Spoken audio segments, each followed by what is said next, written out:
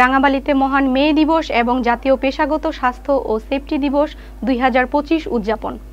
উপজেলায় মহান মে দিবস এবং জাতীয় পেশাগত স্বাস্থ্য ও সেফটি দিবস 2025 উদযাপন করা হয়েছে। শ্রমিক মালিক এক হয়ে গড়ব এদেশ নতুন করে স্লোগানকে সামনে রেখে পটুয়াখালীর রাঙাবালি উপজেলায় বৃহস্পতিবার সকাল 11টার সময় উপজেলার প্রশাসনের আয়োজনে উপজেলা পরিষদ চত্বরে মহান মে দিবসের একটি র্যালি বের হয়।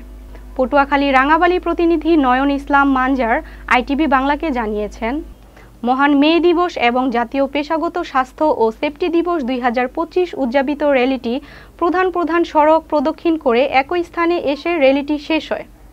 উপজেলা পরিষদ হল রুমে আলোচনা সভা করা হয়।